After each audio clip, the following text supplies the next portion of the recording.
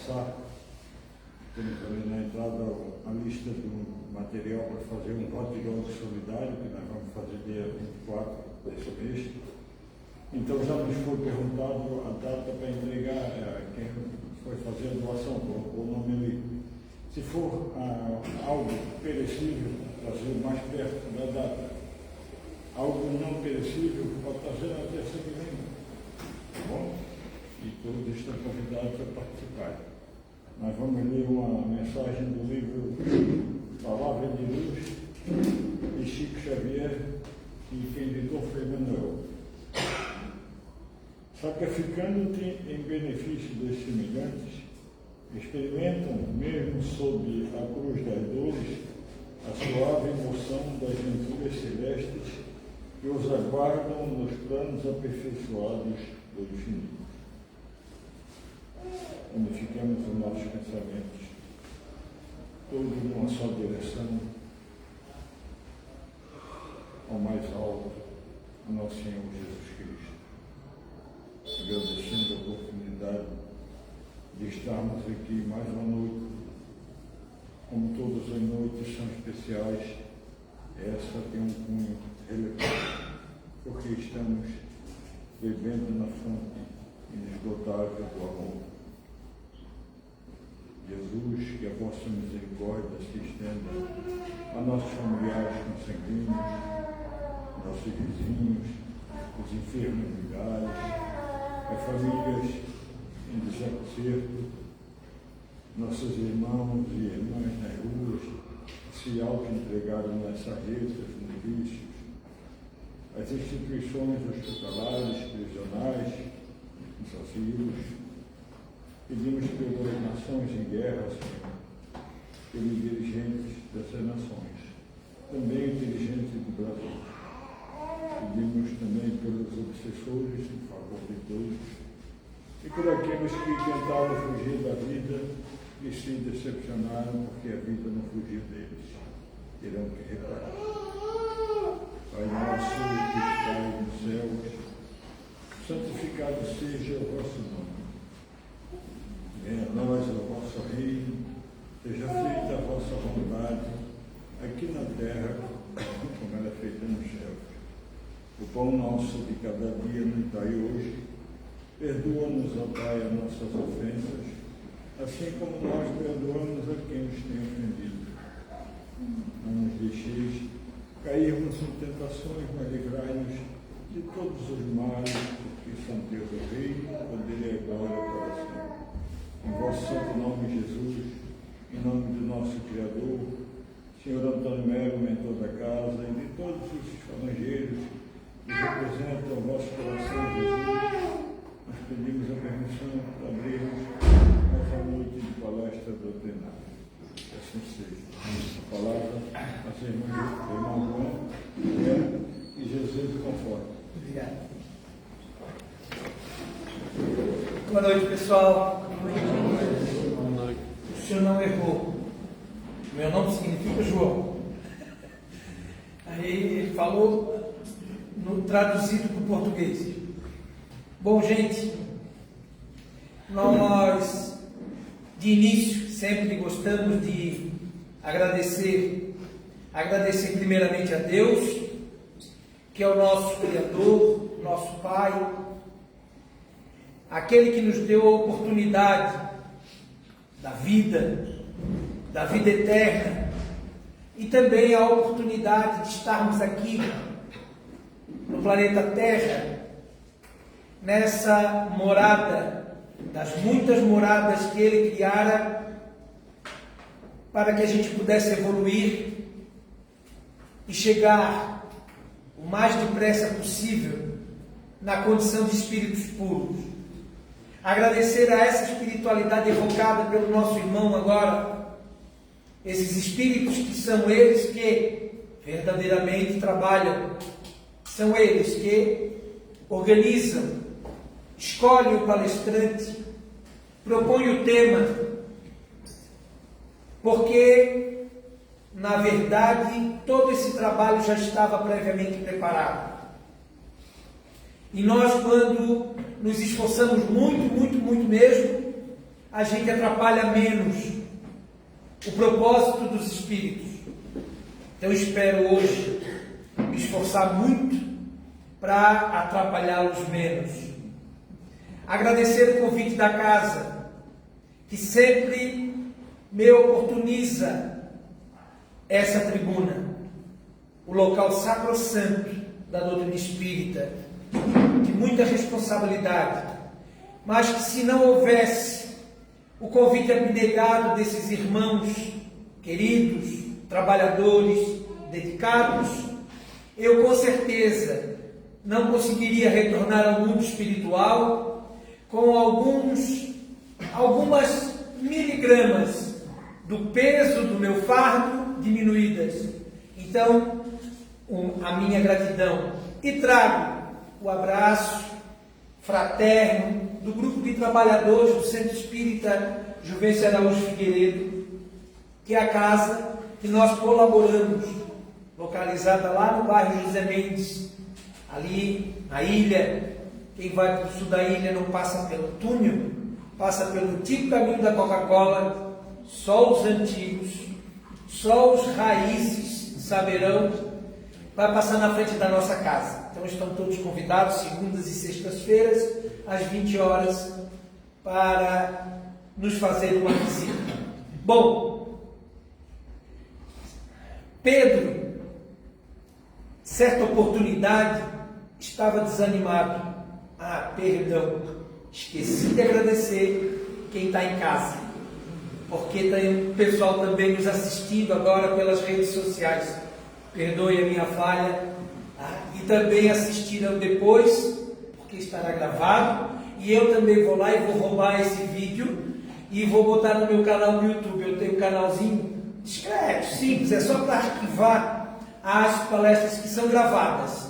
Tá? Então, a minha gratidão também a eles. Mas Pedro estava desanimado.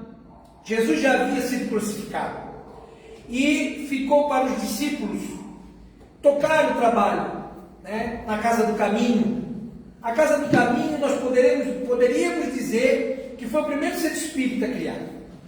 Que era um local onde os sofredores, eles iam em busca de ajuda. Seja ajuda material, porque eles sentiam fome, ou ajuda espiritual.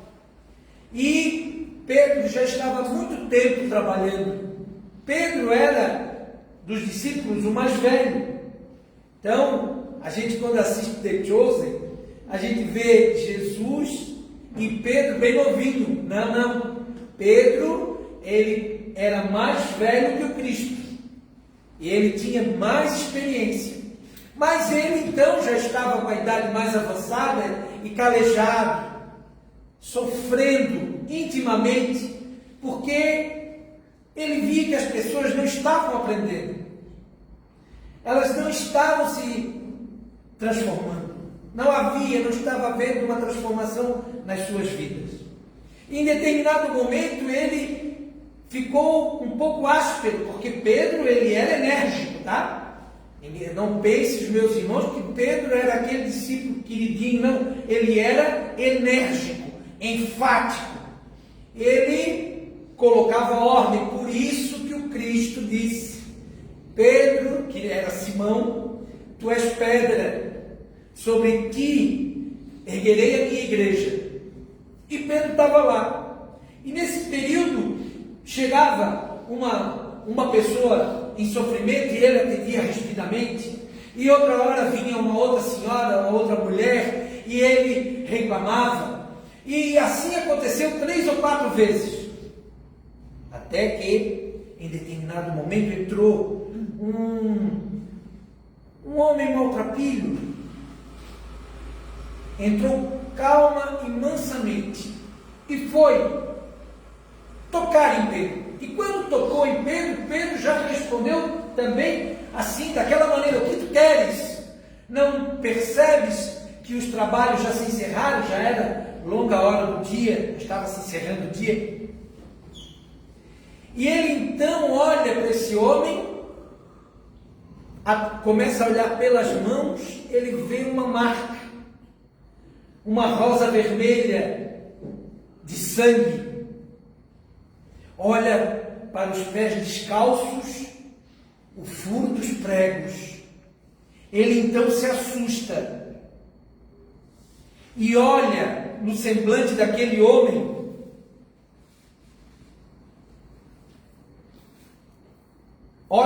no semblante daquele homem e diz: Senhor, que pretendes do teu servo? Era Jesus. Jesus veio ter com Pedro, apareceu para Pedro, e ele diz o seguinte: Pedro, lembra-te de que não fomos chamados para socorrer as almas puras. Venho rogar-te a caridade do silêncio, quando não possas auxiliar. Suplico-te, para os filhos da minha esperança, a esmola da compaixão. O rude, mas amoroso pescador de Cafarnaum, Pedro, mergulhou a face nas mãos calosas para enxugar o pranto copioso e sincero. E quando ergueu, de novo, os olhos para abraçar o visitante querido no aposento isolado, somente havia a sombra da noite, que avançava de leve. Jesus havia partido. Essa mensagem foi adaptada do livro Contos e Apólogos, da psicografia de Chico Xavier pelo irmão X. Ela nos serve para dar o pontapé inicial da nossa conversa de hoje. Nos foi solicitado falar sobre a missão do amor. E eu juro para vocês que eu ainda estou tentando entender a missão do amor. Será que o amor possui uma missão? Mas nós vamos tentar buscar alguns subsídios para esclarecer um pouco a nossa forma de compreender. E nós observamos que o mundo fala muito de amor, mas não o pratica, mas fala. Se nós chegarmos em casa, ligarmos o nosso aparelho de televisão, ou agora através dos celulares que temos na palma da mão, se nós buscarmos um filme romântico, vamos observar lá que o mocinho, ele é extremamente apaixonado pela mulher dos seus olhos, da sua vida, e ele faz tudo para conquistá-la, defendê-la. Se nós formos ver uma novela ou ler um livro, obviamente de romance, vamos encontrar ali histórias de amor maravilhosas. Ouso dizer, se fôssemos descrever dos casais que aqui estão, suas histórias de amor, elas seriam extremamente convincentes, emocionantes, daria até uma invejinha. Mas será que amor é isso? Amor é o relacionamento? Ou será que isso é paixão? Porque às vezes nós confundimos amor e paixão. A paixão, ela é, segundo o dicionário, um movimento violento, impetuoso, do ser para o que ele deseja. Atração muito viva que se sente por alguma coisa, objeto dessa afeição, predisposição para ou contra, arrebatamento, cólera, amor, feição muito forte. Vejam que o dicionário entende que a paixão é amor. Só que ela é um pouco contraditória, já desde o começo, quando disse no primeiro item, muito violento e tal. Não sei se vocês tiveram acesso à informação hoje em dia, né? Elas estão na palma da mão, mas eu li ontem e li mais alguma coisa hoje. Aqui em Biguaçu, daquela jovem esteticista que foi assassinada pelo namorado, ex-namorado. Nós poderíamos dizer que entre eles havia amor? Não estou julgando aqui, nem A nem B. Quem tem que julgar é a justiça. Primeiro a justiça humana, depois a justiça divina. Mas apenas para nós extrairmos essa visão de que nem sempre a paixão é boa. Nós geralmente somos apaixonados por muita coisa. Apaixonados pelo nosso time de futebol. Tanto que dizem que futebol não se discute. Havaianos, figueirenses. Figueirense não anda muito bem das pernas ultimamente, mas tudo bem. Somos apaixonados por política. Lula, Bolsonaro. Eu gosto de falar o nome dos dois, porque mexe com o íntimo de cada um. Nós nos apaixonamos e por isso muitas vezes dizemos que não é possível discutir política. Então vejam como nós utilizamos equivocadamente a paixão. E onde está escrito isso, que nós podemos tirar um esclarecimento acerca da paixão? Como diz o Gustavo do Espiritismo lá do Instagram, não sei se vocês o seguem, é um carequinha que ele diz assim, está lá, no Livro dos Espíritos. Então, nós vamos na questão 907 do Livro dos Espíritos, que diz, segundo a doutrina espírita, o princípio das paixões será mal em si mesmo, embora esteja na natureza. Ou seja, é mal nos apaixonarmos por princípio em si. E eles respondem não. A paixão está no excesso aliado à vontade, visto que o princípio que lhe dá origem foi posto no homem para o bem e pode levá-lo a grandes coisas. O abuso que delas se faz é que causa o mal. Pergunta 907 do Livro dos Espíritos. O abuso que nós damos à paixão, o abuso no uso desse sentimento é que nos faz cometer absurdos. É que acaba nos trazendo mais sofrimento. Na seguinte questão, na 908, como se definir o limite onde as paixões deixam de ser boas para se tornar más? Todas as paixões têm seu princípio num sentimento ou numa necessidade natural. O princípio das paixões não é, portanto, um mal, já que repousa sobre uma das condições providenciais da nossa existência. A paixão propriamente dita é o exagero de uma necessidade ou de um sentimento.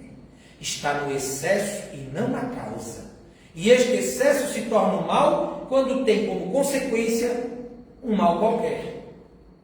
As paixões são alavancas que decuplicam as forças do homem e o auxiliam na execução dos desígnios da providência. Olha, vejam, a paixão é uma força que, bem utilizada, nos transforma 10 vezes maior a força. Mas, se em vez de as dirigir, deixa que elas o dirijam, o homem cai nos excessos e a própria força, que em suas mãos poderia fazer o bem, recai sobre ele e o esmaga. Isso é a paixão. Mas nós estamos aqui para falar da missão do amor. Mas precisamos entender que a paixão descontrolada, porque nós, criaturas encarnadas, eu falo agora de a sociedade encarnada, está desequilibrada. E por estar desequilibrada, utiliza-se da paixão de forma equivocada. E isso pode nos atingir, porque nós vivemos em sociedade, todos estamos juntos, uns próximos dos outros. E se há um desequilibrado emocionalmente perto de nós, obviamente nós sofremos. Podemos sofrer as consequências do seu desequilíbrio apenas, mas também sofremos quando os amamos. Quando nutrimos por essas criaturas um sentimento bom. Queremos o bem deles. E por isso sofremos. Por quê? Porque eles se encontram de uma forma desequilibrada com o amor. Com a paixão. Bom, mas a gente já viu que paixão não é. Paixão é uma força que está dentro de nós, que nós utilizamos de forma equivocada. Mas o amor é a essência, O amor é de essência divina e todos vós, do primeiro ao último, tendes no fundo do coração a centelha desse fogo sagrado. Opa! Nós não vamos conquistar o amor. Nós não vamos buscar o amor aqui, ali ou acolá. Nós não vamos e não conseguiremos comprar o amor. Porque se eu não tiver amor, eu de repente tenho dinheiro, sou rico. Não é o meu caso não, tá, gente? É só uma hipótese. A coisa está até bem atrapalhada. Mas eu vou lá então e vou comprar o amor. Não. O amor, ele já nasce conosco. Porque amor é a essência de Deus. E quando Deus nos criou conforme os Espíritos nos declaram, a sua imagem e semelhança. Que a humanidade sempre achou que era um velhinho sentado num trono que ficava pairando em alguma nuvem. Porque a imagem e semelhança da gente é um corpo físico. Mas não. A imagem e semelhança de forma espiritual. Nós fomos criados em espírito. E em todos nós foi colocada a sementinha, a semente principal necessária para a gente ser feliz. Se a gente pegar uma semente de uma planta, por exemplo, e formos fazer um estudo, o cientista ali, que eu esqueci o nome da profissão dele, ele vai abrir a semente, vai analisar e vai encontrar o que ali dentro. Todas as características da planta adulta. Ele vai encontrar a espessura do caule, a tonalidade da casca, a cor das folhas, o fruto que dela sairá. Tudo está ali em germe. Também estava em nós, quando nós fomos criados. Fomos criados simples e ignorantes, sem nada saber, mas nos foi dada a semente. Para que a gente pudesse trabalhar a semente através das reencarnações, através do mérito.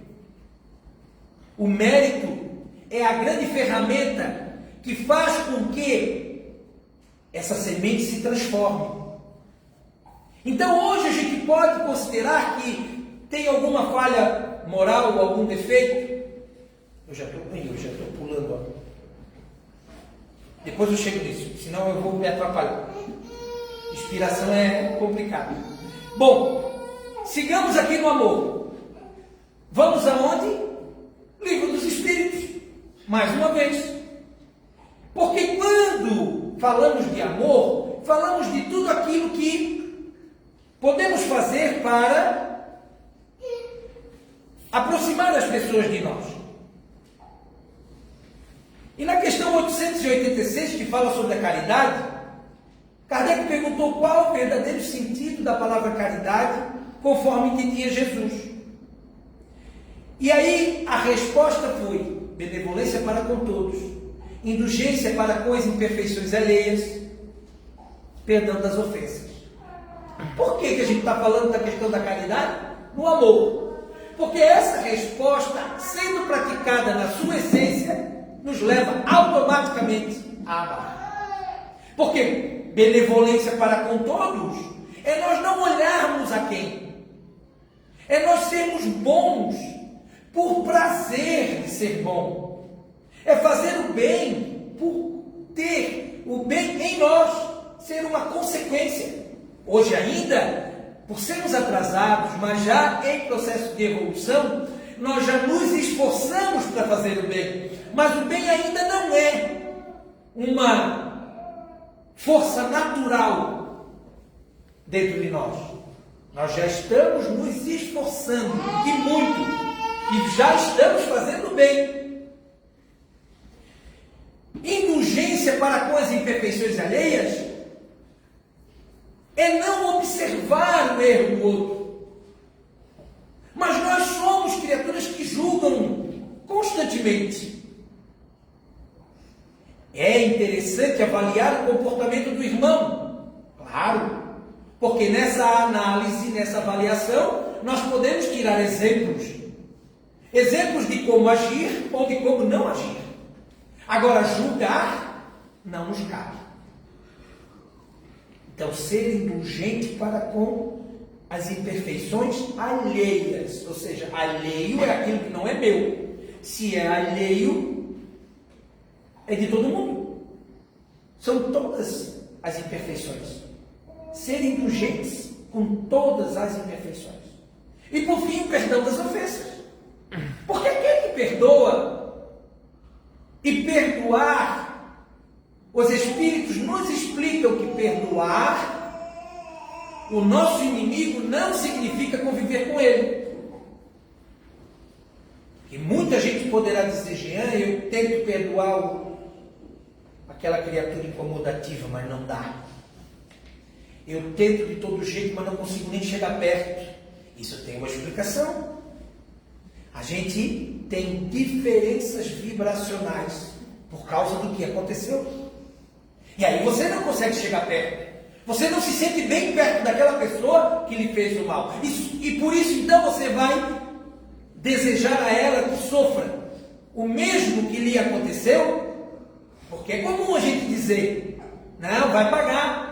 E aí a gente ainda coloca Deus no rolo. Se Deus vai cobrar. Mas perdoar as ofensas é não desejar ao outro aquilo que lhe aconteceu.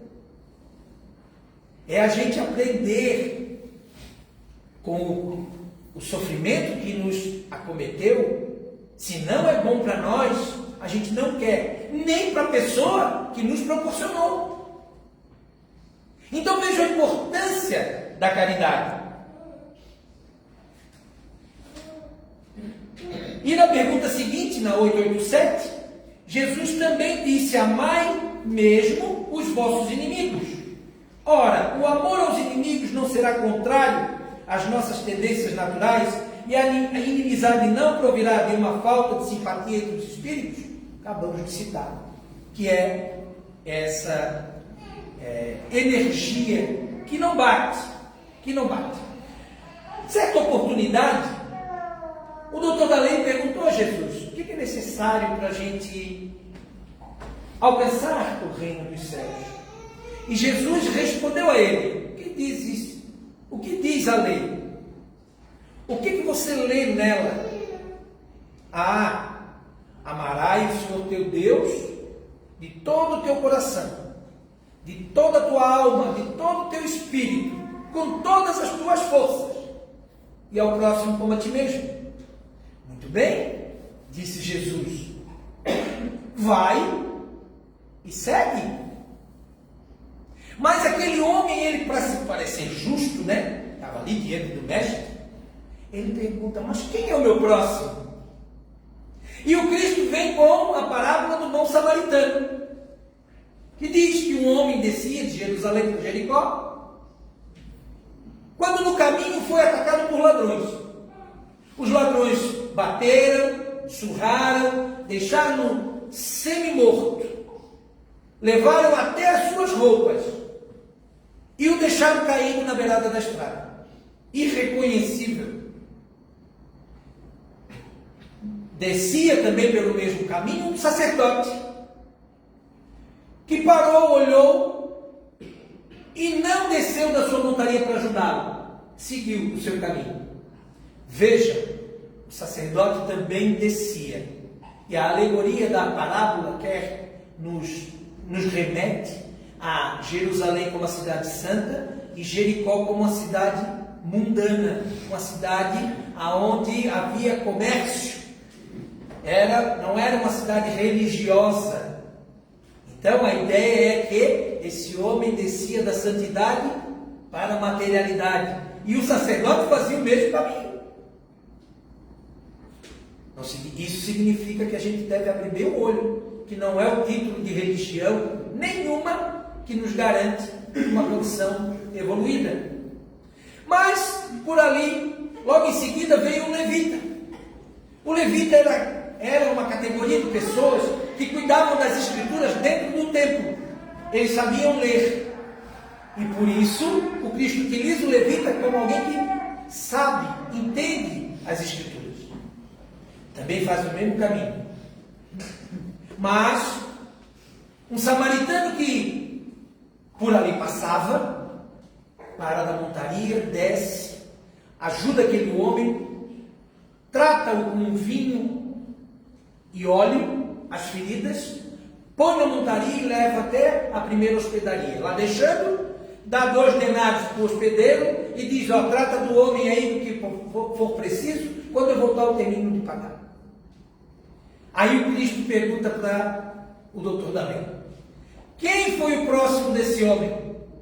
E ele respondeu, aquele que agiu de misericórdia. Por que ele não disse o samaritano? Porque o Cristo já colocou o samaritano ali na parábola como uma pegadinha. Porque ninguém gostava dos samaritanos. Os samaritanos eram odiados. E no exemplo que ele diz, um sacerdote que é o religioso, um levita que é o estudioso, nada fizeram, e quem fez foi justamente o samaritano, aquele que agiu com misericórdia. Então nós vamos observar que o amor, ele é pautado justamente nas pequeninas ações. A nossa proposta aqui na Terra é nos transformar, é ir fazendo com que essa semente do amor que existe dentro de nós, ela possa cada vez crescer mais.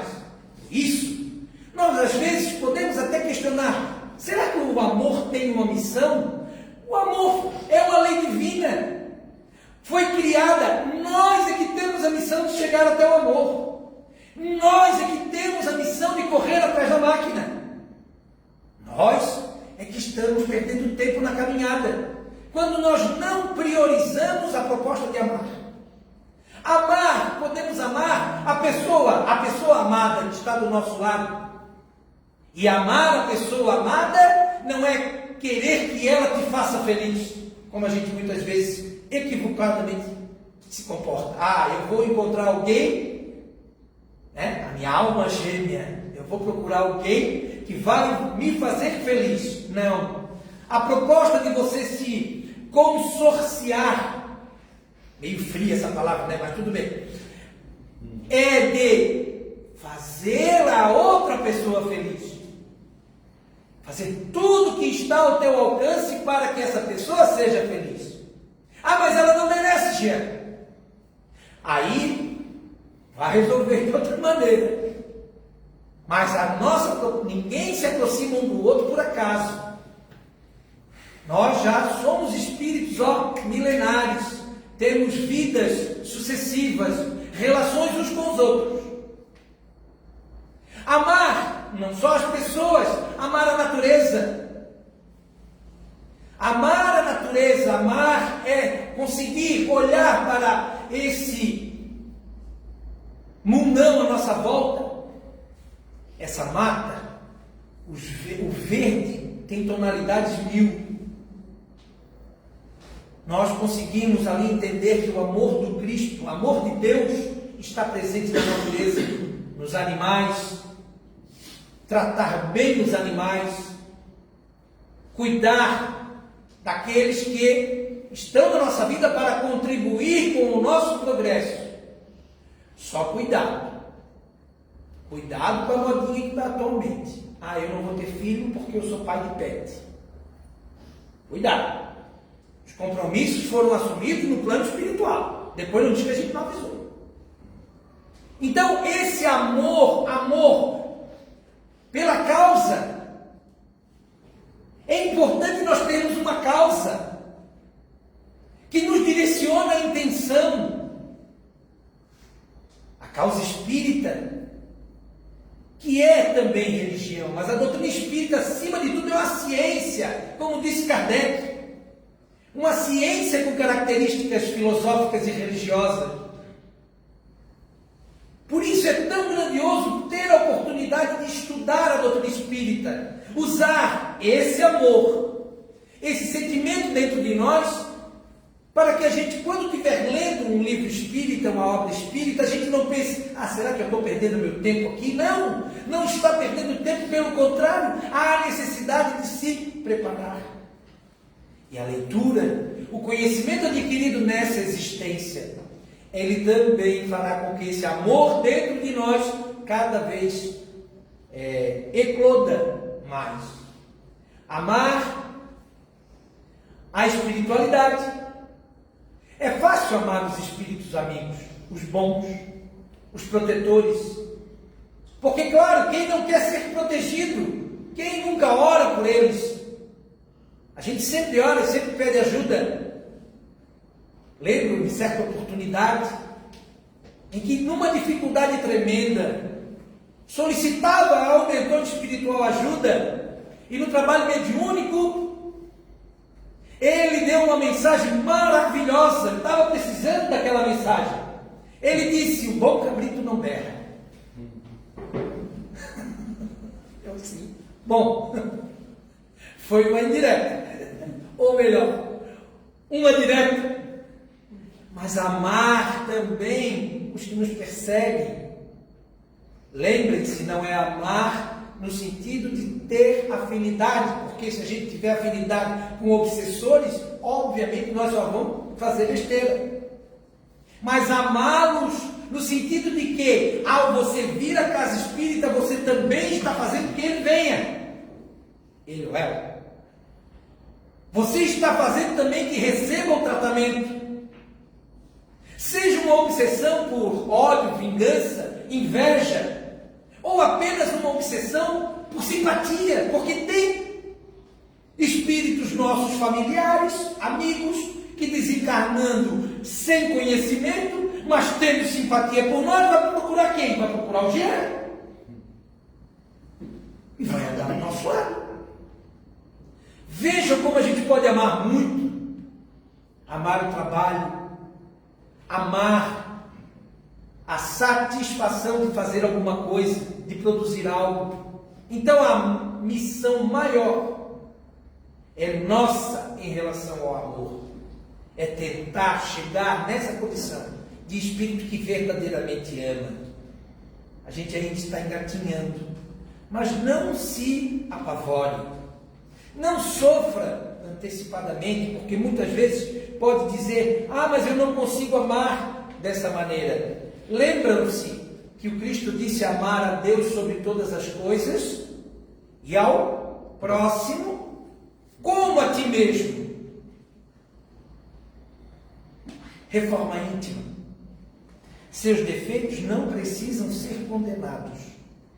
Olha só. Mas a gente sempre aprendeu com a ideia do inferno que nossos defeitos era a condenação total, plena e absoluta para todos sempre. Seus defeitos não precisam ser condenados. Porque se nós condenamos um defeito em nós, a gente coloca-os numa redoma e não os trabalha. A proposta é trabalhar os nossos defeitos. Então, não condenar esses defeitos, mas encontrá-los. Temos que ser honestos.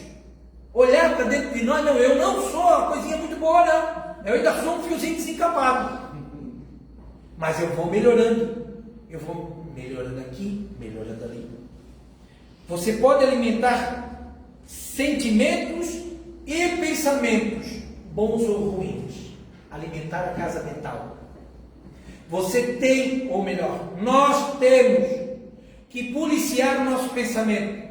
Quando a gente está no trânsito, vindo para cá, passando por essa dificuldade toda, como eu passei agora, quantas vezes dava vontade de pensar uma besteira, mas como eu estou indo para a casa espírita, né? O mentor está ali do lado, aí, opa, que é isso? Não pensa isso. Mas assim a gente faz no dia a dia, mudando a casa mental, trocando um pensamento ruim por um pensamento melhor. Isso é se amar. Amar a si mesmo. Orar e agir. A prece deve ser um hábito, mas é necessário também agir. Vamos ficar a vida inteira orando? Vamos passar uma vida inteira contemplativa? Ah, eu vim à casa espírita a minha vida toda. Desencarnei e fui para o plano espiritual. Onde é que eu estou? No umbral. Estou no hospital espírita que tem lá no umbral. Se eu tiver muito mérito, eu vou conseguir chegar lá. Senão, eu vou estar lá no umbral, na laminha lá, naquela laminha boa, né? E vou rezar para que um de vocês apareça para me ajudar. Combata o orgulho pouco a pouco. O orgulho é o medo de transparecer quem você realmente é. Então a gente tira meu orgulho próprio, meu orgulho ferido, porque nada. Eu estou com medo de que os outros vejam as minhas fraquezas. Quem realmente eu sou. Trabalhe o orgulho através da humildade. E por fim, pratique o perdão e o auto-perdão. Conseguir se auto-perdoar. O perdão deixa você mais tranquilo e equilibrado. Então, gente, a nossa missão para com o amor é essa. É de buscá-lo. É de tentar conquistá-lo. Então, é claro que, obviamente, nós não vamos encerrar aqui tudo sobre esse assunto. Muito pelo contrário.